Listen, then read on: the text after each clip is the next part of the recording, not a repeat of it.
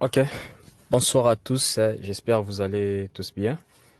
Moi, je m'appelle Clavembe, c'est moi qui discute avec vous dans le groupe et c'est moi qui ai créé la classe de NetAcad. Je vous ai ajouté, donc je suis instructeur. Alors, je vais juste vous poser la question, est-ce que vous voyez mon écran que je vais partager? Vous m'attendez, puis vous voyez l'écran que je viens de partager?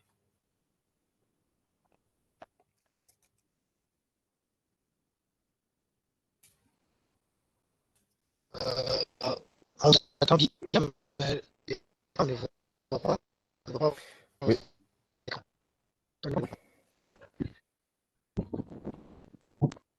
ok. Vous allez juste balancer avec, vous allez regarder le petit. Oui, vous dites? On voit juste le logo des Ice Group, mais on ne voit pas l'écran. L'écran que je viens de partager, cet écran, vous ne le voyez pas? On les voit. Moi, je vois Il y a quatre, l'écran. je vois, il y a quatre C'est personnes là. ah, Ok, bon, moi, je vois j'essaie l'écran de... chapeau, à chapeau Père Noël, y compris il y a quoi? Il y a un logo là, couleur rouge. On a écrit si c'est oui, AIC Group, couleur rouge. Maintenant, vous voyez ça? Vous voyez?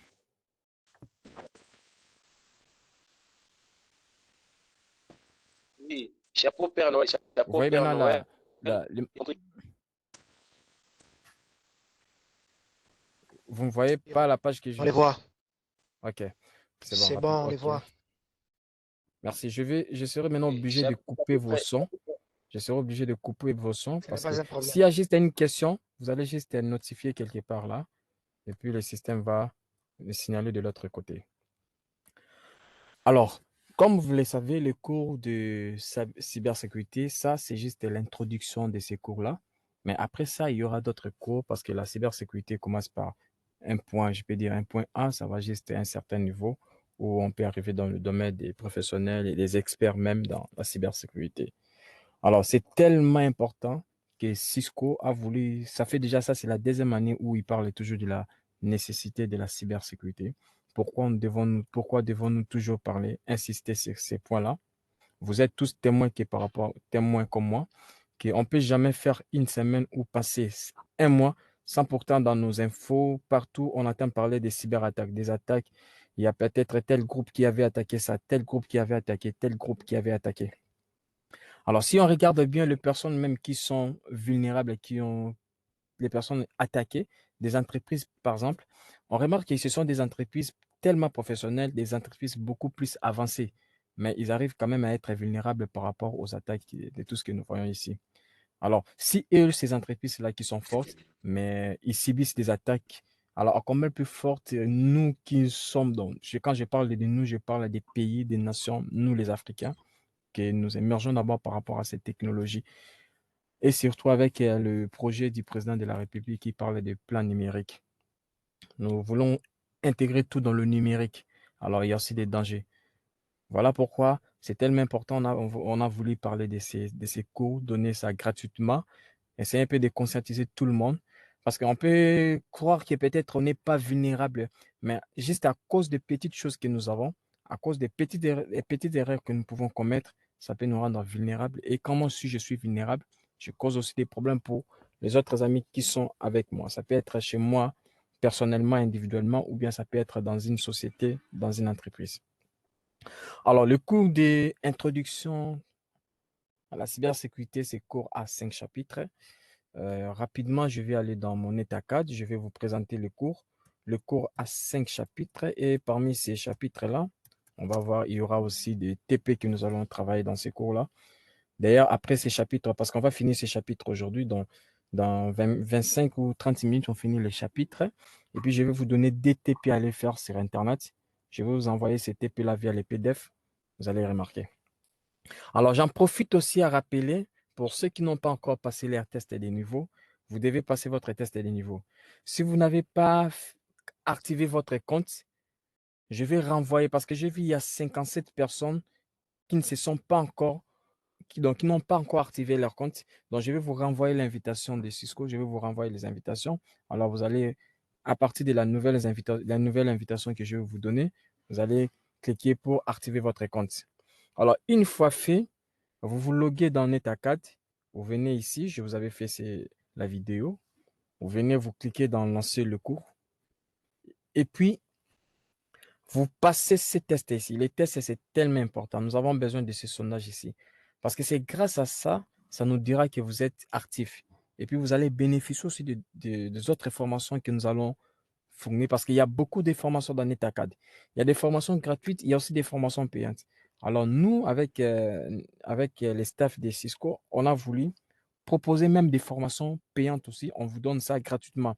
Alors, il y a de fortes probabilités, on en arrivera jusqu'à dans CCNA, l'exercice de CCNA. On fera même les CyberOps, donc cybersécurité un peu à ce niveau associé avancé. On pourra même arriver dans le DevNet. Donc, c'est très important. Une fois accédé, vous devez passer ces tests ici. Les tests n'ont rien à voir par rapport au contenu du cours. C'est juste vous évaluer. Alors, nous allons remarquer, je fais la présentation de ce chapitre, la présentation du cours. Pendant les 6 séances, tout ce que nous allons faire, c'est les 5 chapitres que nous allons parler dans ce cours ici. Nous allons, bon, si vous êtes curieux, vous pouvez aller voir la présentation du cours. Une fois vous finissez, nous commençons le premier chapitre qui est la nécessité de la cybersécurité. On va voir d'abord l'importance, pourquoi on doit parler de la cybersécurité. C'est quoi son importance, c'est quoi sa nécessité. Or, rappelez-vous les amis, on ne peut jamais parler des antivols s'il n'y a pas de menaces. On ne peut jamais parler de la protection s'il n'y a pas de menaces. Donc, c'est dû aux problèmes que nous avons subis, c'est dû aux attaques que nous avons subies dans cet espace, Internet ou partout. C'est par là que ça nous pousse à créer, à avoir un comportement cybernétique. Le deuxième chapitre, on va parler des attaques et on va voir quelles sont les attaques que nous retrouvons, les concepts et puis les techniques. Quelles sont les techniques utilisées? Et puis le troisième, on va parler de la protection des données et puis de la confidentialité.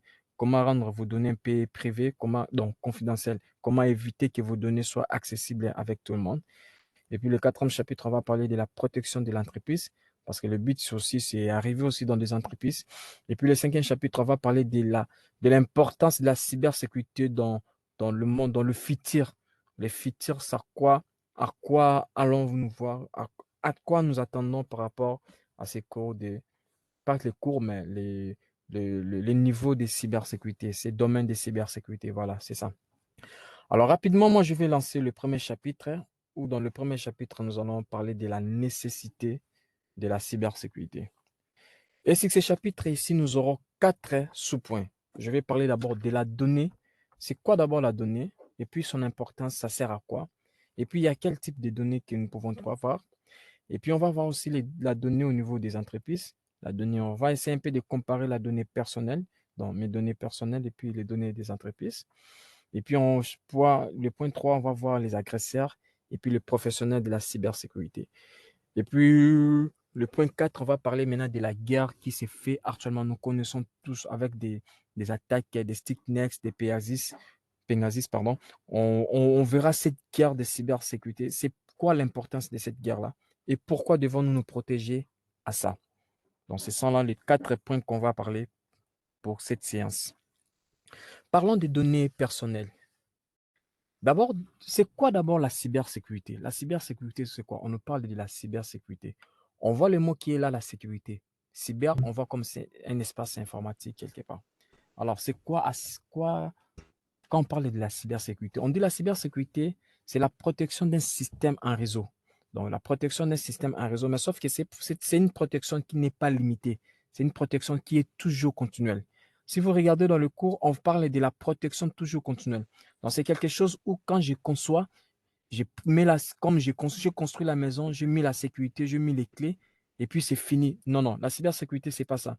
La cybersécurité, c'est quelque chose qui est continuel.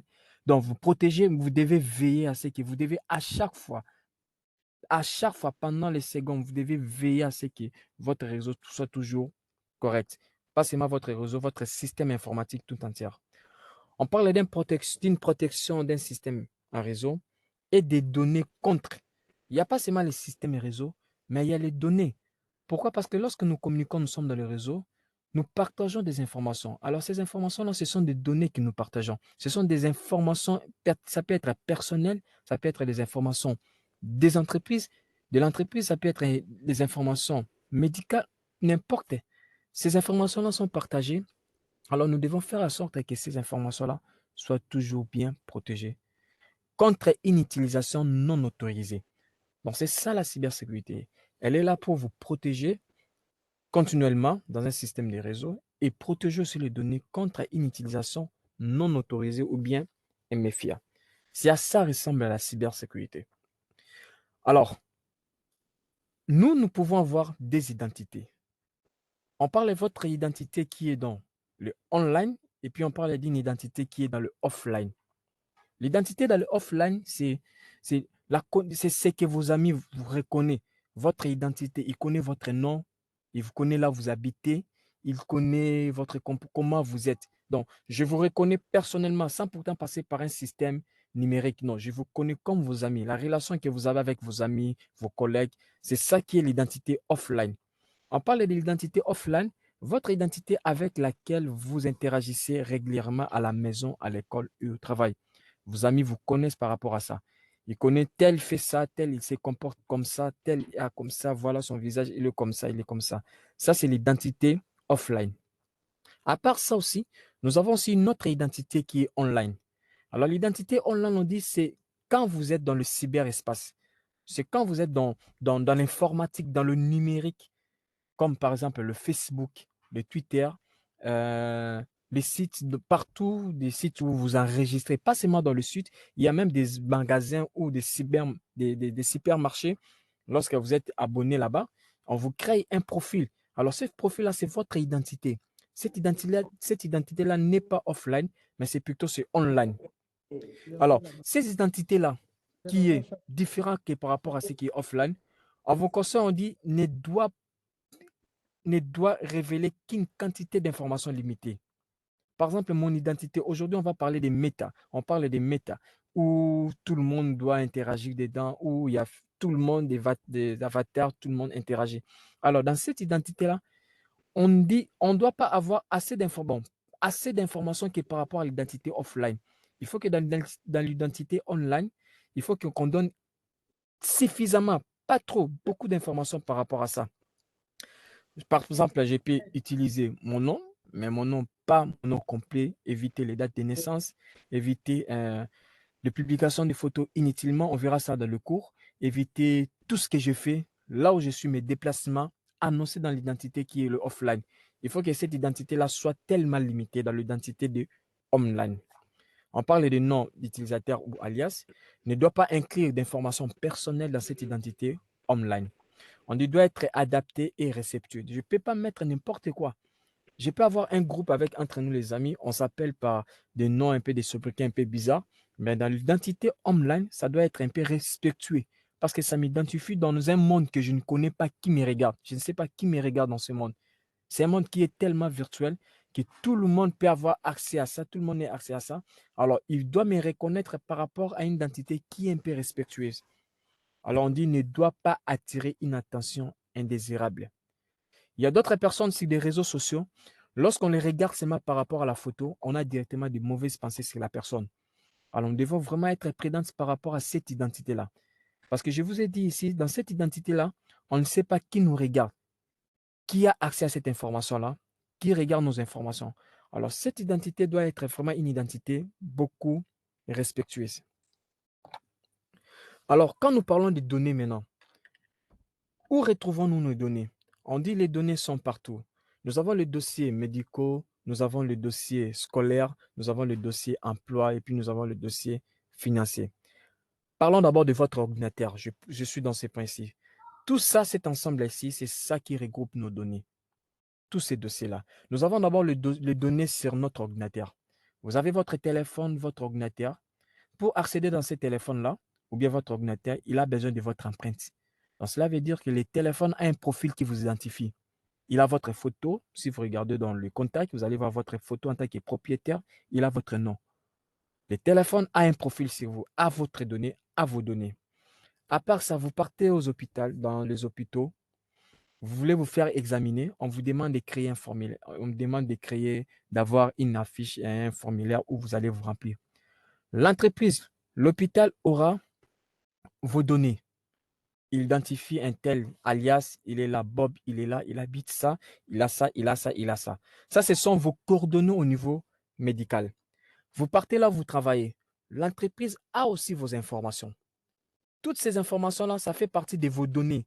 Parce que l'entreprise va vous identifier par rapport aux informations, au profil que lui a. Vous êtes sur en ligne, vous êtes sur Internet, LinkedIn, Facebook. Vous créez un profil. Facebook aussi a vos données, a un profil qui vous identifie. Lorsque vous allez accéder, vous partez même dans le Gmail, il faut que vous mettez votre nom, votre mot de passe pour accéder. Donc, cela veut dire que la base de données là-bas a une information, a une donnée qui vous appartient. Votre identité personnelle de l'État, vous avez le passeport. L'État aussi, le gouvernement a quelque chose qui vous identifie. Tout ça, ça fait partie de vos données. On parle des données relativement à votre formation. Vous voulez faire des formations telles qu'ici. Cisco aussi a vos données. Pourquoi? Parce que lorsque vous avez créé votre compte, il vous a demandé la date de naissance, il vous a demandé le mois, il vous a posé quelques questions. Alors, Cisco aussi a vos informations, a vos données. Vous avez un compte bancaire.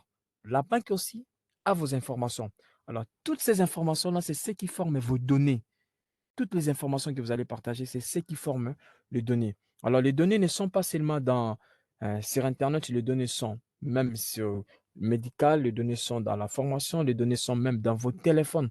Parce que les téléphones, pour ouvrir ça, ce n'est pas une autre personne qui va ouvrir, mais c'est toi, plutôt vous. Pourquoi? Parce que les téléphones vous reconnaissent par la print, par les Face ID, ils vous reconnaissent par la commande vocale, ils vous reconnaissent par un code que vous seul, vous connaissez. Tout ça, ça fait partie de vos données personnelles. Alors, je vais à la page suivante où on va vous expliquer maintenant. Toutes ces données-là, les savez-vous là où sont stockées vos données? Toutes ces données, c'est toutes sur les plans numériques. Les savez-vous là où sont vos données? Parlons un peu par rapport dans les dossiers médicaux. On dit, les dossiers médicaux, on a un problème entre la confidentialité et puis la vie privée. Pourquoi? Il y a une information que je veux partager moi seul avec les médecins. Par exemple, je suis malade, j'ai un problème au niveau du cœur, j'ai un problème au niveau des cancers, tout ça. Là. Je vais à l'hôpital, je partage cette information avec le médecin. Je fais confiance au médecin. Mais ça va arriver à un certain moment où, pour que l'hôpital soit payé par rapport à mon entreprise, l'entreprise a besoin de la confirmation de réellement si j'ai subi ça, si réellement je suis malade, j'ai ça, j'ai ça. Alors, qu'est-ce qui va se passer? L'hôpital va transmettre toutes les conversations, donc va transmettre tout mon dossier à mon entreprise d'assurance. Maintenant, on voit un problème, quelque chose qui était confidentiel entre moi et les médecins. C'est quelque chose maintenant actuellement qui est partagé avec d'autres entreprises. Voilà pourquoi on parle des médecins, on parle des compagnies. Si vous lisez dans le cours, on va vous parler de cette petite histoire-là où moi, qui suis malade, je viens partager quelque chose qui est confidentiel à moi, je partage avec le médecin. Mais suite au comportement, suite aux lois établies par rapport à un pays, on remarque que l'hôpital va partager ces informations-là avec une compagnie d'assurance. Parlons des cartes de fidélité. Vous partez dans les supermarchés, vous achetez, vous devenez l'abonné. Le supermarché a un profil par rapport à vous. Vous faites confiance à ces supermarchés-là. Mais il arrive un certain moment où le supermarché a besoin de gagner beaucoup plus de clientèle. Il s'associe peut-être avec une sous-traitance de marketing. Alors, la sous-traitance de marketing aura besoin d'accéder aux informations des supermarchés pour savoir le comportement de ses abonnés. Alors, le supermarché va partager ces informations-là. Quelque chose qui était uniquement entre vous et les supermarchés, mais on remarque qu'il y a une sous-traitance de marketing qui accède, il voit le comportement de ceux que vous achetez. Après un certain moment, vous allez remarquer que vous serez contacté par une entreprise qui vous propose la chose que vous achetez souvent. Alors, vous serez peut-être étonné comment moi je communique avec les supermarchés, mais j'ai remarqué que tout ce que j'ai fait dans ces supermarchés, une autre entreprise me propose le même marché, les mêmes services par rapport à ce que je fais souvent dans ces supermarchés. Alors, on dit tout ça, c'est défini par rapport à la loi, c'est défini par rapport à la législation de votre pays. Si vous regardez sur Internet, vous allez remarquer surtout aux États-Unis, on se bat entre la confidentialité et la vie privée. Parce que l'exemple que je vous ai donné ici, on remarque quelque chose qui est confidentiel, mais suite à des lois, on est censé être, la chose doit être partagée avec d'autres entreprises. On dit que les partenaires marketing utilisent le profil pour créer des publicités ciblées. C'est l'exemple que je vous ai donné ici. Vous avez votre carte de fidélité par rapport à ces supermarchés, mais vous remarquez qu'il y a les partenaires de ces supermarchés-là vous envoient des publicités liées par rapport à votre comportement. Alors, qu'est-ce qui s'est passé? Ils se sont fait le partage des informations. Vous êtes sur Internet, vous partagez votre photo, vous partagez tout, mais vous ne savez pas vos photos que vous partagez sur Internet, qui ont accès sur Internet. Peut-être j'aurais du mal à télécharger votre photo, mais je peux créer des captures d'écran. Alors, la photo qui vous identifie, c'est quelque chose qui vous définit qui vous êtes. Alors, le fait de recouper plusieurs photos, plusieurs vos dates de naissance, j'ai vos identités, j'ai vos adresses, j'ai vos numéros de téléphone, j'ai tout ça là. Je peux créer un autre profil qui est comparable à vous, mais je ne suis pas vous. Vous remarquez un peu les dangers qu'on peut retrouver. Alors, vos appareils informatiques, nous avons nos téléphones, nous avons le stockage des données. Le stockage des données peut se faire via les serveurs, via nos téléphones, via nos tablettes. On vous demande même de citer quelques exemples de périphériques de Ah, stockage. Nous avons des téléphones, ah, nous avons des tablettes. Tout ça, ça stocke nos données. Mais il y a un petit problème. Quand le nani? téléphone stocke vos données, est-ce que croyez-vous réellement, les téléphones qui Ah, stockent vos données, toutes ces données-là sont uniquement chez vous? Les données ne sont pas partagées par rapport à un serveur quelque part. C'est ça les questions qu'on se pose. Où sont nos données? Les données peuvent être chez vous, mais on remarque que normalement, les données devaient rester seulement dans ces supermarchés ici, mais mes données sont partagées par rapport à d'autres entreprises. Pourquoi? Parce que le supermarché a besoin de gagner beaucoup plus de clientèle. Il a besoin de vous fidéliser. Alors, il est prêt à tout. Il est prêt à tout, à partager même vos informations à une sous-traitance qui travaille pour le marketing, pour de créer des publicités afin de vous attirer à lui. Il y a le côté médical. L'hôpital a besoin d'être payé, a besoin de il a besoin de vous fournir une facture. Alors, votre entreprise sera obligée d'accéder dans vos informations pour assurer la confirmation réellement que vous étiez passé chez lui pour discuter. Alors, les données personnelles, maintenant, toutes ces données-là, le fait d'avoir tous ces partages-là entre, je vois, cette entreprise partage avec une autre entreprise, sans pourtant que je sois au courant, ça nous a rendu maintenant vulnérables. Nous devenons comme des cibles pour les cyberattaques, pour les criminels. On dit de quelle manière les cybercriminels procèdent-ils pour vendre votre argent, pour prendre, pardon, votre argent? Comment ils font? Ils prennent à partir des informations d'identification en ligne. Je peux créer un profil qui vous appartienne. On le voit sur Internet. Je crée un profil qui a le même nom que vous, qui a la même photo que vous, qui a les mêmes informations que vous. Je le crée, mais en réalité, ce n'est pas moi. Je me fais passer d'une autre personne. Je me fais passer d'une autre personne pour gagner la confiance afin de, à partir de cette influence-là, à partir de cette confiance-là, prendre ou bien voler, accéder dans des informations que moi, je ne pouvais pas accéder. Les voleurs ont accès à vos comptes. Les voleurs ont accès à vos comptes. Comment ça, ils peuvent avoir accès? Il y a des attaques. On va voir les types des attaques ici. On va voir aussi, on va citer quelques exemples des attaques. Je peux faire confiance au supermarché, mais le problème, la sous-traitance peut-être elle est vulnérable. À partir de la sous-traitance, on peut attaquer la sous-traitance. Et lorsque la sous-traitance de marketing a été attaquée, directement, les cybercriminels auront accès à mes informations. Pourquoi? Parce que le supermarché avait partagé les informations avec la sous-traitance. C'est à cause de ça que ça nous a rendus vulnérables. Aujourd'hui, on donne l'importance à la donnée. On dit la donnée, il y a des entreprises qui ne vivent qu'à cause des données. Alors, beaucoup d'entreprises sont prêtes à faire tout pour récolter les données. Modèle créatif, risque pour que vous virez de l'argent à vos amis ou à votre famille. Vous remarquez dans votre téléphone, il y a quelqu'un qui vous appelle. Vous regardez dans le téléphone, au lieu que le numéro s'affiche, mais vous regardez un nom d'une personne que vous connaissez. Alors, quand il va, par exemple, c'est le nom de votre papa. Or, en réalité, ce n'est pas votre papa. C'est une personne qui a peut-être volé les numéros de votre papa. Il s'est caché en derrière de ce numéro-là et il vous appelle en vous disant que non, non, non, nous avons besoin de ça, nous avons besoin de ça, vous avez besoin de ça. Et puis vous n'avez pas vérifié, vous virez directement de l'argent. Alors, pour quelles raisons souhaite-t-il usurper? Donc, usurper, c'est se faire passer pour une autre personne.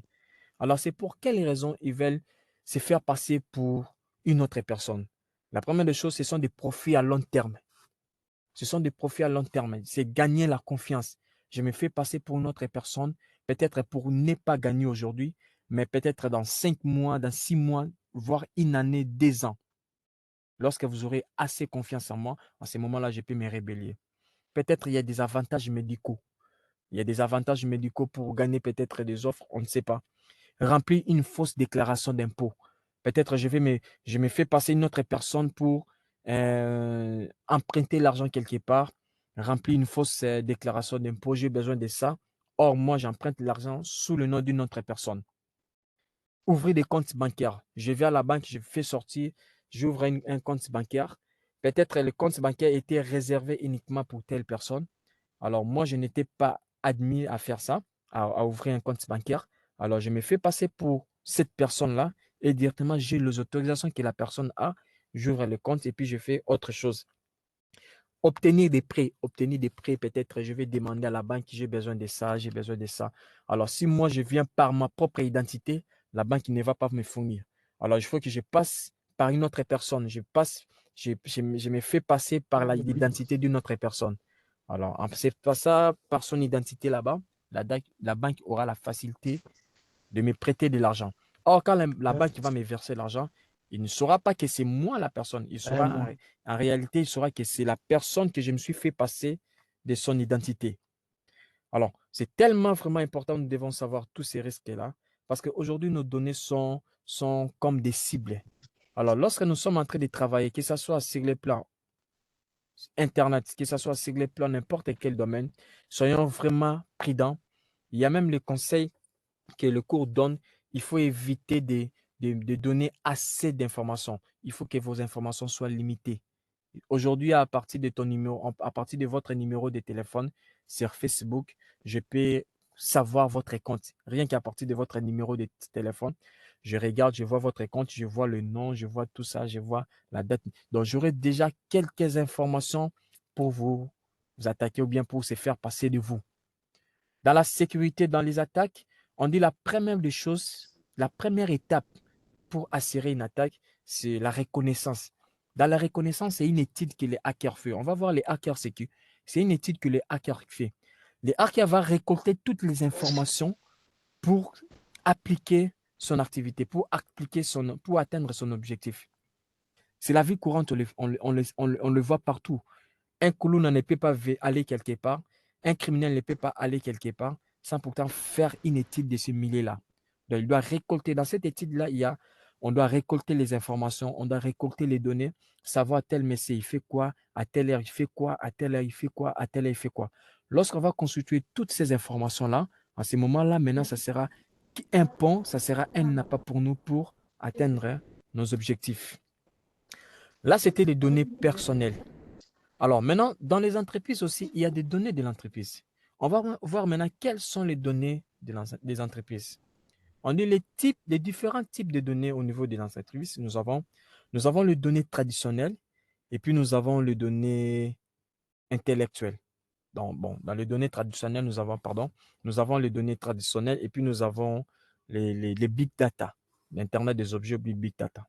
Dans les traditionnels, nous avons les données personnelles et puis nous avons les données intellectuelles. Les données personnelles, c'est quoi?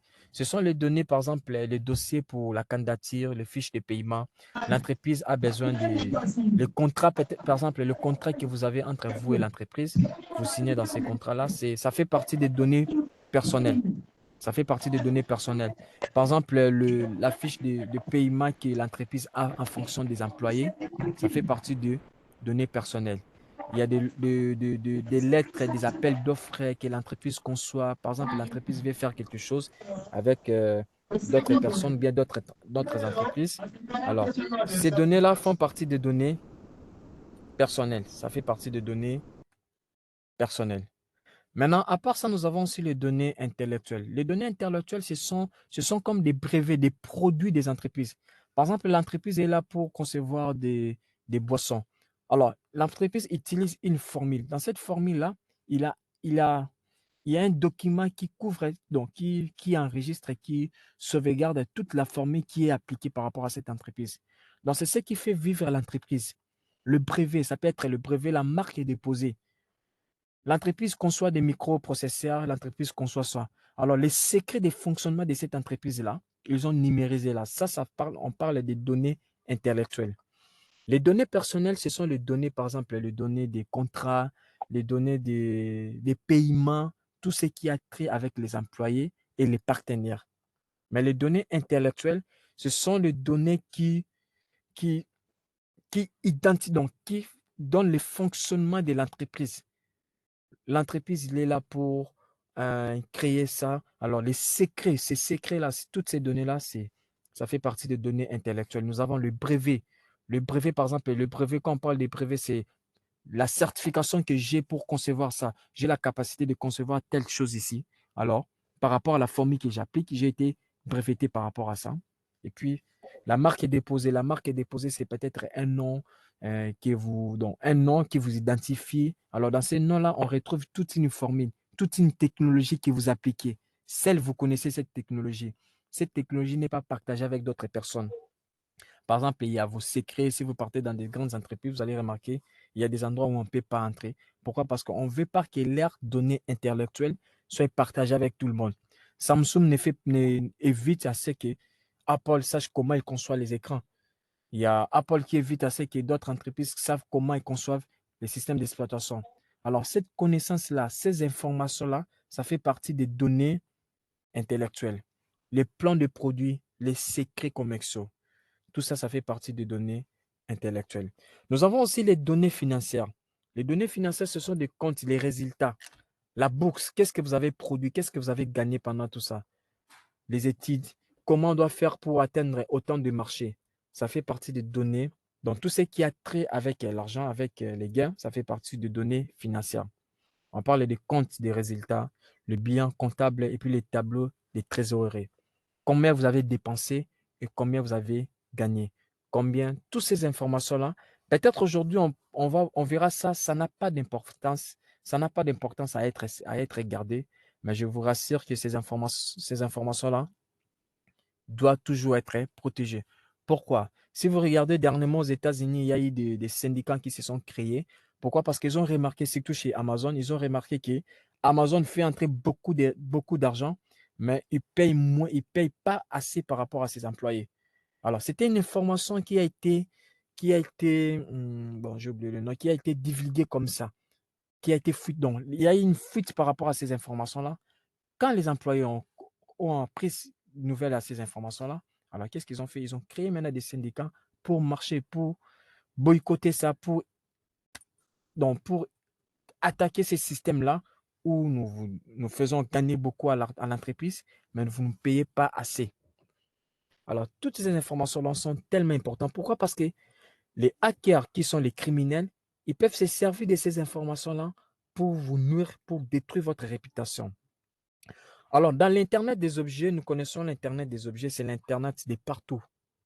L'Internet des partout, là aussi, il collecte beaucoup d'informations. Pourquoi? Parce qu'on remarque que l'Internet, il est partout. Il est à partir des voitures, des capteurs, même dans le corps humain. Aujourd'hui, on va parler de tout le monde qui doit être connecté. Les arbres, les animaux, il y a toutes choses dont tous les objets doivent être connectés. On parle d'un grand réseau d'objets physiques tels que des capteurs dans tous les arbres, toutes les choses, tous les objets doivent être connectés. Alors, grâce à cet Internet des objets, on a remarqué qu'il y a eu une croissance de données qui ont été multipliées. Alors, comme cette croissance de données, on ne sait pas comment mesurer ça, comment quantifier ça, on a baptisé ça sous forme de big data. Le big data, c'est une quantité d'informations où on doit traiter avec rapidité, avec variété, beaucoup de choses. Ça fait partie de ces big data. Alors, le big data, ce sont les données collectées à partir de l'Internet des objets. Alors, dans votre entreprise, par rapport à ces données-là, vous devez assurer 3 principes, qui est la confidentialité, l'intégrité et puis la disponibilité. C'est tellement très important. Pourquoi? La donnée a 3 formes. La première forme des données, c'est lorsque la donnée est bon, ça peut être la première ou bien la deuxième, c'est moi qui ai baptisé première ou bien deuxième. Une forme de données, on dit la donnée est en état de repos. La donnée, lorsqu'elle est en état de repos, vous devez garantir la sécurité de cette donnée-là, la confidentialité. Donc, cela veut dire quoi? Lorsque nos données sont en repos dans des disques durs, c'est un état de repos, on doit garantir la confidentialité. N'importe qui ne peut pas accéder.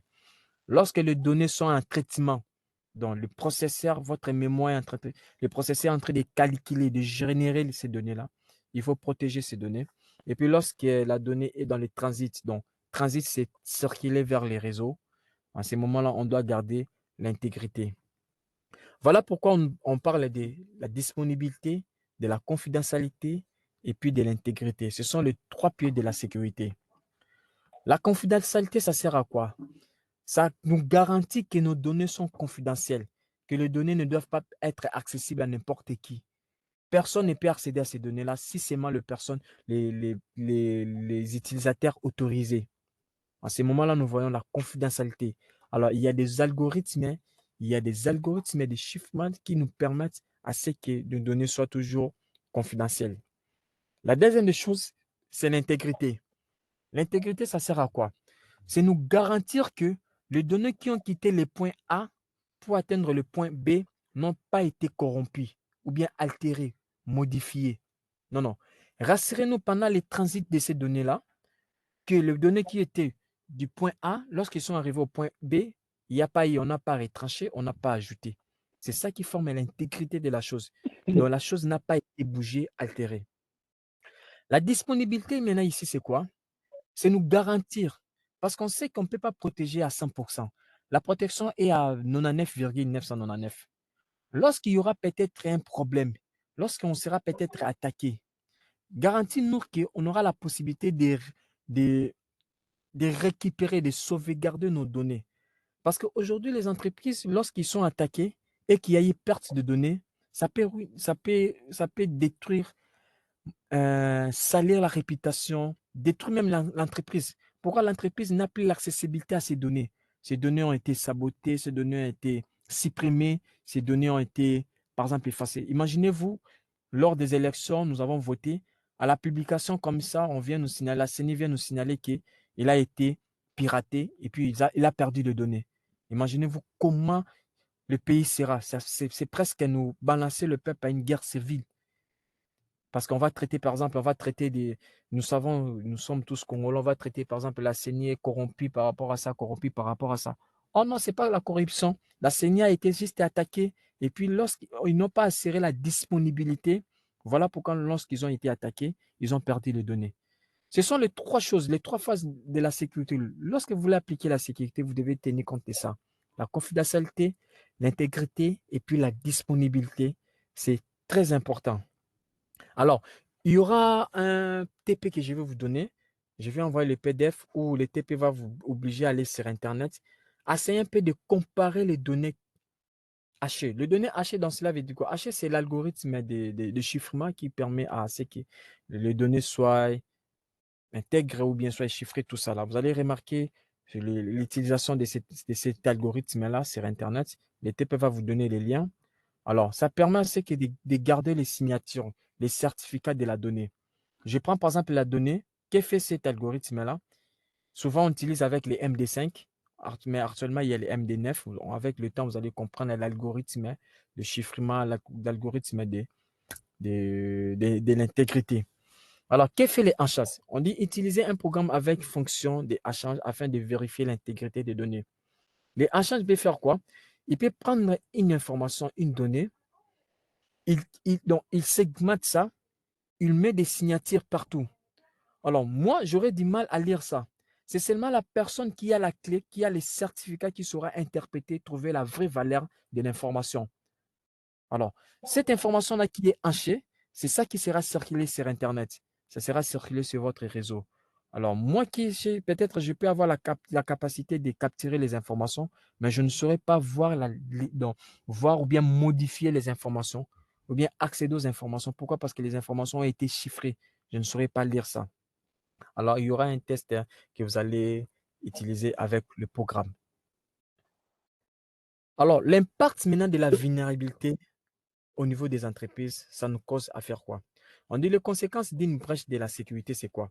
Ça peut, parce qu'on ne garantit pas la sécurité à 100%, les hackers, ceux qui sont des acteurs de menaces, les criminels sur Internet, ils trouveront toujours de nouvelles méthodes pour vous attaquer. Parce que ces gens-là, ils sont tellement patients. Vous avez conçu votre système. Vous croyez que votre système fonctionne très bien. Oui, ça fonctionne très bien pour un temps.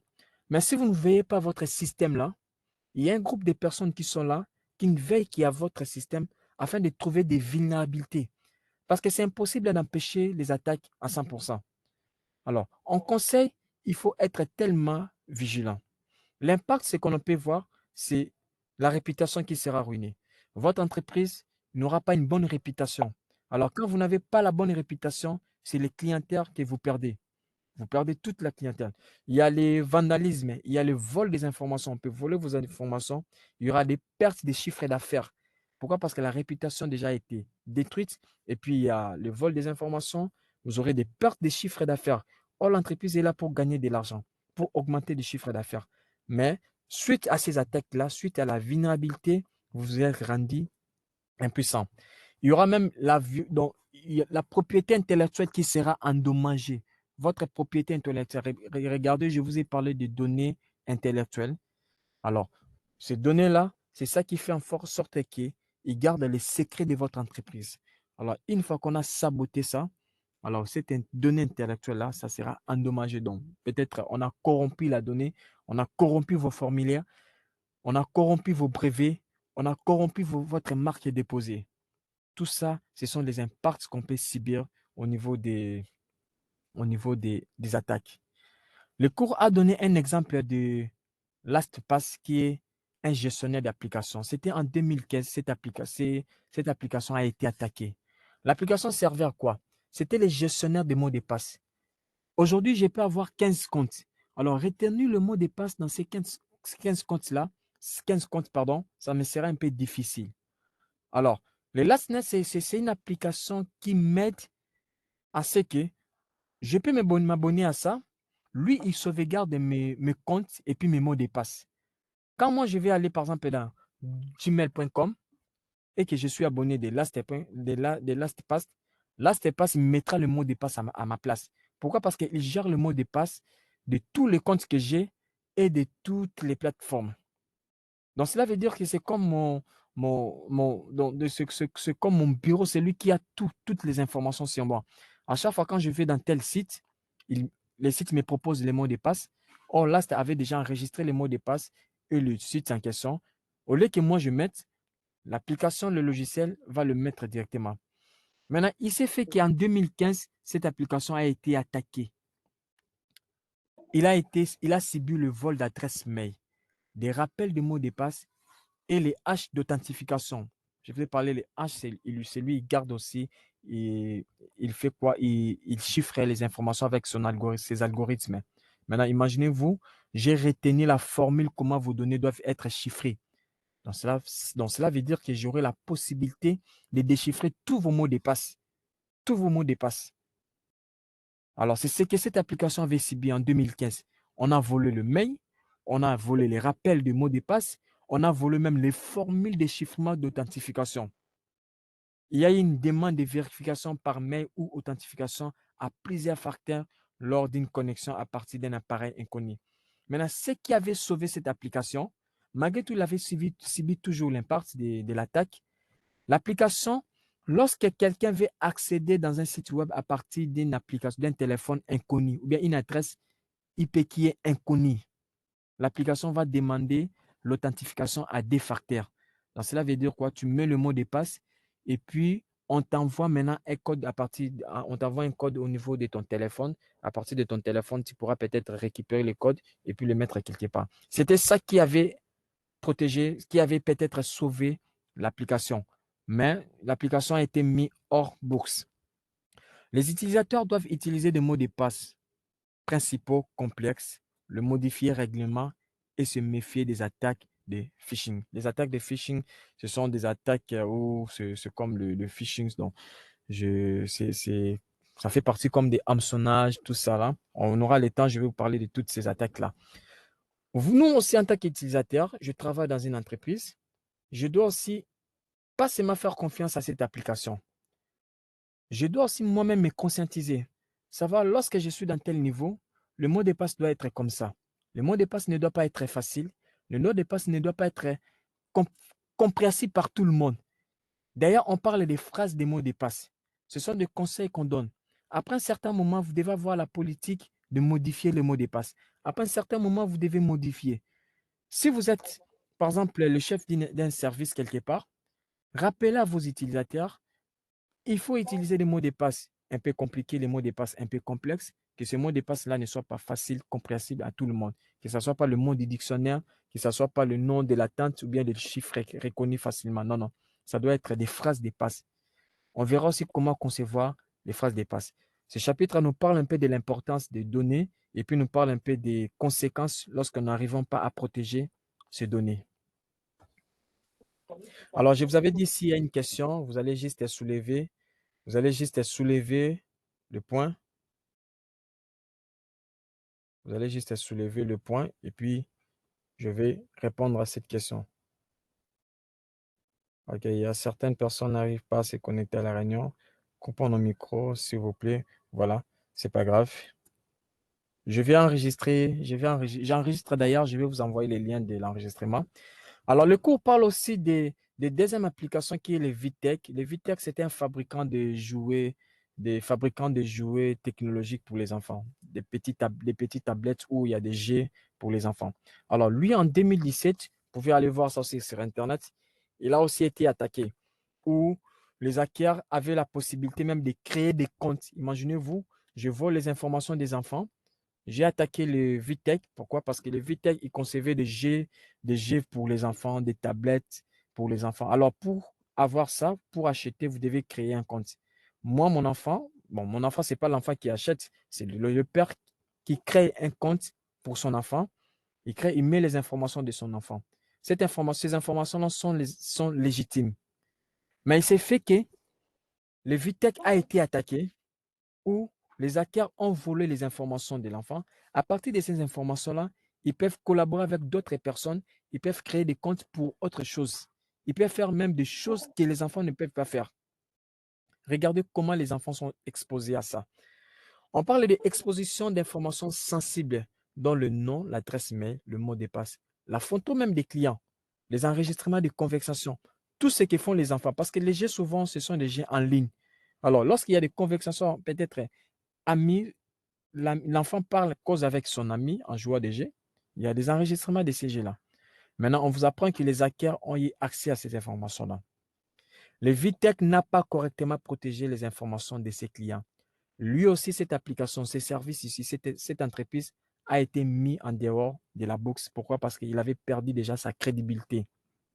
Les hackers qui sont les acteurs de menace peuvent créer des comptes email, demander des crédits et commettre des crimes en utilisant les informations confidentielles des enfants. Ils ont arrivé même à faire ça. En prenant les informations des enfants, j'ai créé des comptes, j'ai fait même des crimes, ça peut être le vol, ça peut être des choses bizarres seulement sur Internet, quelque chose qu'on ne pourrait même pas s'attendre qu'un enfant pourrait faire ça, mais on remarque qu'un compte d'un enfant, il le fait. Quand on regarde le compte d'un enfant, en réalité, ce n'est pas cet enfant-là, l'enfant a été juste attaqué. Il y a aussi une troisième application qui est l'IFAX. Cette application aussi, c'est en 2015 toujours. On parle d'une agence d'évaluation des crédits de la consommation. Alors, les États-Unis avaient créé cette agence ici. L'agence faisait quoi? Il récoltait toutes les informations pour savoir les besoins de ses habitants, par exemple, savoir le niveau de chacun. Donc, c'était quelque chose qui répondait au social du pays. Par exemple, moi, je ne travaille pas. Alors, il y a une base de données efficace qui a toutes les informations. Il connaît le niveau de mon revenu. Il connaît les informations que j'ai. Alors, si je vais dans telle banque pour prêter de l'argent, les Equifax, il va informer à la banque, regardez le niveau de la personne comme ça. Donc, tu pourras lui donner l'argent, pourras lui prêter l'argent à partir de 100 à 500 dollars. Tu ne peux pas aller au-delà. Pourquoi? Parce que regardez, il fait ça, il fait ça, il fait ça. Donc, il avait toutes les informations sur les habitants, la population américaine. Alors, lui aussi avait subi. En fait, lui, maintenant, ce n'est pas qu'il a été vulnérable, mais ils avaient publié qu'à un certain moment où les criminels ont essayé d'exploiter la vulnérabilité dans le logiciel. Alors, qu'est-ce qui s'est passé? Lorsque l'application a voulu créer un nouveau compte web, donc comme un site web, avec un nouveau nom de domaine, à ce moment-là, maintenant, les criminels, ils ont profité maintenant pour créer d'autres sites pareils à ça, en faisant passer comme s'ils étaient les Uqtex. Alors, beaucoup de personnes se sont enregistrées à ces sites-là. Or, c'était des faux sites. On dit Equifax a créé un site web spécial avec un nouveau nom de domaine, ce qui a permis à des criminels, cybercriminels, de créer des sites web non autorisés à des fins de fichiers. Ils faisaient semblant comme si ils faisaient partie de cette entreprise-là. En réalité, ce n'était pas cette entreprise-là. C'est par là qu'ils avaient commis d'erreurs. Ils avaient commis beaucoup d'erreurs. Donc, vous pouvez aller vérifier les 3 types d'applications ici. Le premier, c'était non, le premier et le dernier, c'était en 2015. Et puis, le Vitex, c'était en 2017. Il y aura aussi un TP que je vais vous donner, que vous allez travailler toujours sur Internet, où on va parler de quelles données ont été volées. Vous allez vous renseigner. Pourquoi? Parce que ça fait partie aussi d'un professionnel en cybersécurité. C'est quoi? C'est toujours se mettre à jour, être toujours au courant de toutes les réalités qui se passent. Savoir ça, savoir ça. Vous devez déjà développer ces comportements-là. Alors, nous allons parler des agresseurs et puis les professionnels de la cybersécurité. Les agresseurs sont qui? Les agresseurs, nous avons comme les agresseurs des amateurs qu'on appelle les script kiddies. C'est quelqu'un qui a peu de connaissances. Peut-être il n'y a même pas de connaissances. Il va juste sur Internet, il regarde des vidéos, comment voler les données, comment attaquer. Alors, ils se servent de ces petites connaissances-là pour attaquer. On dit utilisation des outils existants ou des instructions trouvées sur Internet pour réaliser une attaque. Il voit une vidéo, par exemple, et il regarde comment accéder dans un showdown. Il crée un compte dans un showdown. Il regarde les serveurs qui sont dans le monde. Il commence à vérifier les adresses IP. En vérifiant les adresses IP, il commence à attaquer. Donc, c'est quelqu'un qui n'a pas vraiment assez d'informations. C'est un apprenti. On les appelle des amateurs, les script kiddies, avec peu ou pas de compétences. Mais en dehors de ça, nous avons aussi des hackers. Les hackers, ils sont maintenant là ce sont des pirates, des hackers de pirates.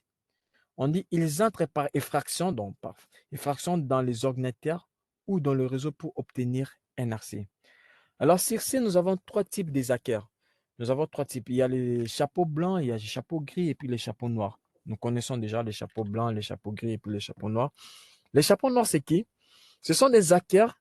On dit qu'ils sont autorisés à entrer dans un système pour en détecter des vulnérabilités afin de promouvoir et renforcer la sécurité. Moi, je suis par exemple Apple. Je construis une application. Je construis par exemple un logiciel. Alors, ce logiciel-là, d'après moi, je sais que c'est un logiciel, c'est tellement fort, c'est tellement sécurisé. Mais je ne peux pas seulement me fier à moi seul. Je vais maintenant dans un groupe de hackers chapeau blanc. Je leur propose ceci. Je dis, allez attaquer cette application. Lorsque vous allez trouver la vulnérabilité de cette application, venez me montrer les problèmes que cette application a. Alors moi, je vais maintenant trouver les solutions pour corriger l'application. Alors, les types de personnes qui vont attaquer, ce sont des personnes autorisées. Ils viennent vous attaquer, mais ils sont autorisés. Mais pour quel but? C'est pour trouver la faiblesse de votre application afin de vous proposer à concevoir des correctifs par rapport à cette application. Là, ça fait partie des chapeaux blancs. Nous avons aussi des chapeaux gris. Les chapeaux gris, on dit ils commettent des systèmes sans autorisation. Maintenant, ils viennent vous attaquer. Ils n'ont jamais été envoyés par vous. Ils travaillent par rapport à leur propre gré. Ils vous attaquent, mais pas pour un gain financier, pas pour gagner de l'argent ou bien gagner quelque chose. Non, non. C'est peut-être pour créer les sabotages. Je peux donner comme l'exemple en 2018 ou bien 2019, lorsqu'on a eu les élections, on avait vu un groupe d'anonymat qui avait attaqué les sites de la CENI. C'était pour quel? Ce sont des hackers. En ce moment-là, ils se sont comportés comme des hackers au chapeau gris. Ils ont juste saboté. Donc, j'accède chez toi, je t'attaque pour saboter, je publie tes faiblesses, je les cible. Je n'ai rien à gagner là-bas. Je t'attaque seulement. Là, ça fait partie du chapeau gris. Mais les chapeaux noirs, sont vraiment des criminels. On dit qu'ils profitent de toute vulnérabilité à des fins illégales, financières ou politiques. Ils peuvent être envoyés par les politiciens ou bien ils peuvent avoir un besoin pour gagner de l'argent. Ils vous attaquent pour que vous payiez ceci. Ils vous font ça pour peut-être pour vous punir, vous faire ça. Donc, ils ont vraiment un besoin, un gain à gagner à ça. Ça fait partie des chapeaux gris. Ce sont les dangereux, donc les chapeaux noirs. Mais en dehors de ça, nous avons aussi des hackers organisés. Les hackers organisés, maintenant, ça dépend par rapport à l'appellation des pays. Parce qu'on dit les hackers organisés, ce sont des associations de criminels, organisations de criminels, des activistes, des terroristes et des pirates financés par un État. Par exemple, la RTC, il remarque que non, il y a un problème avec le Rwanda, je dois créer un groupe de terroristes. pour aller déstabiliser le Rwanda. Vous voyez maintenant, le Rwanda vont les appeler des terroristes, hein, mais nous, on va les appeler peut-être, non, non, ce ne sont pas des terroristes, ce sont... Donc, ça dépend par rapport ça dépend par rapport aux États. On voit aujourd'hui la guerre de l'Ukraine. Il y a de l'autre côté, on parle des rebelles. Il y a de l'autre côté, on parle des volontaires. Donc, c'est un peu comme ça dépend. On n'a pas un nom fixe où on peut les donner, mais c'est que nous sachons que des arcaires organisés, ce sont des organisations, des criminels qui font le mal, mais soutenus par l'État, bien soutenus par un gouvernement. Alors, ces gens-là sont tellement aussi dangereux. Ce sont des chapeaux noirs, des chapeaux noirs. Alors, les types d'attaques maintenant. Les attaques peuvent être où? Où pouvons-nous avoir les attaques dans une entreprise? On dit dans une entreprise, les attaques peuvent venir de l'extérieur ou bien ça peut être de l'interne. Les attaques internes, ça peut être comment? Ça peut être par exemple un collaborateur ou bien votre partenaire sous-traitant. Parce que ça vient d'un réseau qui, vous avez confiance, ça vient en interne. On dit mal gérer les données confidentielles. Un employé interne peut mal gérer ses données confidentielles. Ça peut vous rendre vulnérable. Menacer le fonctionnement des serveurs internes ou des appareils de l'infrastructure du réseau. Il peut menacer donc un employé, ça vient de l'interne. Faciliter les attaques venant de l'extérieur en connectant une clé USB infectée au système informatique. L'employé, il a ramassé la clé USB, il ne sait pas que la clé, il sait pas que la clé USB a été infectée. Il utilise la clé USB dans l'ordinateur de l'entreprise. Alors, cette clé USB-là peut-être a un virus et puis les virus vous dérangent. Tout ça, ce sont des attaques qu'on peut retrouver en Internet. Inviter accidentellement un malware sur les réseaux via les emails. Un employé reçoit un email où on lui demande de cliquer ici. Lorsqu'il clique là-bas, en cliquant, or, ce n'était pas un site légitime, il va dans un site où il s'installe des virus, il s'installe des chevals de Troie. Il peut causer d'importants dommages à cause d'un accès direct. À cause de son accès direct où il n'y a pas de contrôle, parce qu'on a confiance à cet employé-là, il peut vous causer beaucoup de dommages. Là, ce sont des types d'attaques qu'on peut retrouver en interne. Je peux perdre mon ordinateur aussi, parce que l'ordinateur chez moi dans l'entreprise, il est reconnu comme un appareil de confiance. Maintenant, quand je le perds, je ne sais pas qui va récupérer cet ordinateur-là. Alors, quand il récupérera l'ordinateur et qu'il vient près de l'entreprise, il sera connecté dans notre réseau. Alors, l'entreprise, les réseaux, les serveurs de mon entreprise aura toujours confiance à cet ordinateur-là. Mais le problème, c'est quoi? La personne qui utilise ça, c'est plus la personne qui avait cet ordinateur-là. Ça, ce sont tous les types des attaques qu'on peut retrouver en interne. Mais en externe, on peut voir des virus, des chevals de Troie, des logiciels d'exploit, des logiciels publicitaires. On dit tout ça, ça va exploiter les vulnérabilités du réseau ou des appareils informatiques. Nous avons même l'ingénierie sociale. Quelqu'un qui s'est fait passer pour une autre personne, il a besoin de gagner votre confiance pour que vous divulguiez les informations de l'entreprise. Tout ça, ça fait partie des attaques externes. Alors, dans les attaques externes, si on peut voir ça, les attaques externes, nous avons les agresseurs organisés, les criminels, les cyberartifices, les terroristes dirigés par État. Nous avons les chapeaux noirs, nous avons le chapeau gris, nous avons le chapeau blanc. Et puis, nous avons aussi les amateurs. Mais dans l'interne, nous avons des employés ou bien des anciens employés, peut-être un ancien employé qui a toujours accès à l'entreprise, mais il n'a pas eu son de compte final. Il vient se rébeller contre l'entreprise. Il accède toujours avec ses coordonnées dans l'entreprise et puis il vous balance une attaque. Nous avons la perte de données, la perte par exemple d'un ordinateur. Vous perdez votre ordinateur. L'exemple que je vous ai donné, une personne prend cet ordinateur-là et puis ils se servent de cet ordinateur pour attaquer votre réseau de l'entreprise. Le quatrième point qui est le dernier, on va parler maintenant de cette attaque de cybernétique. À quoi nous servent cette attaque de cybernétique? On dit que c'est un conflit lié à l'utilisation de l'espace cybernétique. C'est un conflit. Aujourd'hui, on ne veut plus se battre avec les armes mondiales traditionnelles. On se met maintenant dans les cybernétiques, dans un cyberespace où l'entreprise peut attaquer l'autre entreprise sans pourtant utiliser les armes traditionnelles. On a par exemple l'exemple des malwares Sticknex. Ces malwares, c'était aussi en 2015. Ce malware a été conçu pour endommager les usines d'enrichissement nucléaire de l'Iran. Si vous regardez dans l'histoire, en 2015, l'Iran avait subi une attaque pour l'enrichissement de ces robots pour les nucléaires.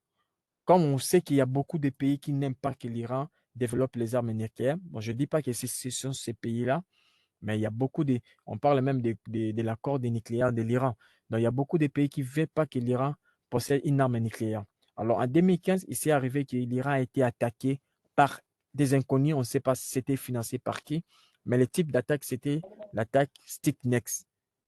Alors, ce genre d'attaque ici, ça a révolté un peu le monde à comprendre que on peut être là, sur place, mais il y a peut-être un pays, un gouvernement qui est en train de concevoir quelque chose pour nuire au pays. Imaginez si vous dépendez tous de l'électricité. Vous partez dans des hôpitaux où il y a les Rwandais qui nous attaquent et détruisent notre barrage électrique des Inga. Alors, tout le monde sera pénalisé. Il y a des entreprises qui seront pénalisées. Alors, ça peut créer beaucoup de choses. Ça peut créer dans des marches des pays, même une guerre civile. Alors, c'est ça les profits qu'ils ont, que cette attaque des cybernétiques ont. C'est avoir l'avantage à un autre État, à un autre pays par rapport à l'autre. On dit utilise un système de codage similaire, utilise des certificats numériques volés. Ça, c'était les sticknex, les fonctionnements de ces sticknex. Alors, l'objectif, c'est de quoi, comme je vous ai dit, c'est gagner un avantage sur l'adversaire. Les autres pays ou les conquérants. Les États-Unis, on remarque toujours, ils proposent ça, ils proposent ça. Ils réussissent pourquoi? Parce qu'on peut soupçonner à un certain moment où les États-Unis, peut-être, ils mettent beaucoup d'entreprises en sous-écoute, ils attaquent, ils vous obligent. Moi, je ne parle pas des États-Unis parce que je n'ai pas de preuves, mais on remarque qu'il y a d'autres pays, par exemple, hein, ils vous attaquent, ils vous mettent dans un fait accompli où vous n'aurez pas de choix. Vous allez seulement accepter sa proposition. Alors, tout ça, ce sont des attaques qui ont commencé par l'espace numérique et ça a causé son impact sur les plans mondiaux, normal comme ça. Ça peut saboter l'infrastructure de votre pays, on peut saboter votre infrastructure. Ça permet aux hackers de prendre en otage les personnels gouvernementaux. Et puis les citoyens perdent toute la confiance à la capacité de votre gouvernement. Imaginez aujourd'hui, on nous apprend que le gouvernement fait ça, fait ça, fait ça. Le gouvernement subit ça, ça perd la crédibilité. Du coup, on n'aura plus la confiance à ces gouvernements. On dira le gouvernement ne sait plus nous protéger. Le gouvernement, donc, l'effet déjà de perdre la confiance à un gouvernement, à un gouvernement du pays, donc c'est déjà, c'est diviser déjà les pays, c'est faire en sorte que le pays ne soit plus uni. Alors, ébranle la confiance des citoyens à leur gouvernement sans jamais physiquement envahir les pays ciblés. Donc, vous comprenez, donc, il y a déjà la méfiance entre vous, les habitants du même pays, entre la population, le peuple et le gouvernement. Le fait déjà d'avoir cette méfiance-là, les impacts, c'est les économies vont baisser. Il y a beaucoup de choses qui vont, qui vont se remarquer côté négativement. Alors, c'est ça là vraiment le but de ces attaques, la cybernétique. C'est très important. Vous devez comprendre, hein, ouais, on a dépassé 4 minutes. Vous devez comprendre l'impact de la cybersécurité. À partir du deuxième chapitre, on va commencer maintenant à faire les pratiques. Comment maintenant décrypter quelques informations, comment faire ça, comment faire ça. Le chapitre 1, je vous ai donné l'idée, le manche de savoir l'importance de la donnée et comment protéger la donnée et quelles sont les données que je dois mettre à portée de tout le monde. Lorsque je suis sur, par exemple, Facebook, je suis sur tel, quelles sont les données que je dois éviter? Parce qu'aujourd'hui, on m'apprend que les données en question ne sont pas seulement dans mon ordinateur ou bien dans mon téléphone, mais elles sont stockées aussi quelque part dans un serveur. Je peux supprimer mes données, mais le serveur gardera toujours mes données. Alors, si par exemple le serveur subit une attaque, donc on peut voler mes données et puis à partir de ces données-là, on fait beaucoup de choses. Alors, c'était ça, les amis. C'était ça le premier chapitre où je tenais beaucoup par rapport à ces cours ici, à nous expliquer un peu comment éviter, oui, il y a Ben qui a posé par exemple sa question, comment éviter en sorte que,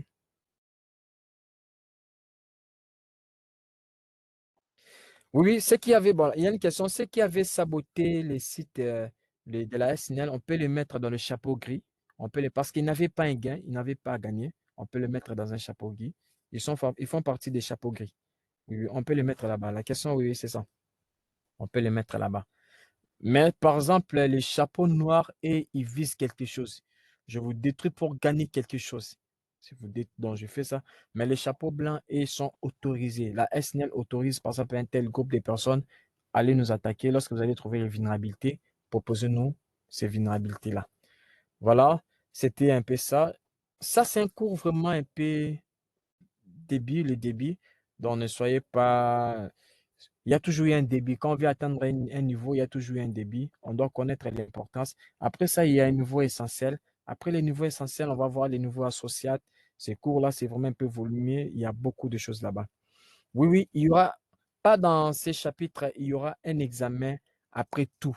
Les TP, je vais envoyer dans le groupe, dans les différents groupes. Je vais vous envoyer les TP. Il y a des PDF que je vais vous envoyer, que vous allez faire des recherches sur Internet. C'est très important.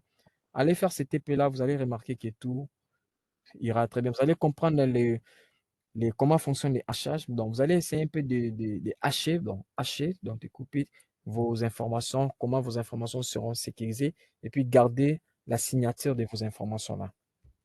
Donc, c'est un peu ça pour aujourd'hui. Alors, j'attends s'il y a encore d'autres questions. On a dépassé 7 minutes. Wow.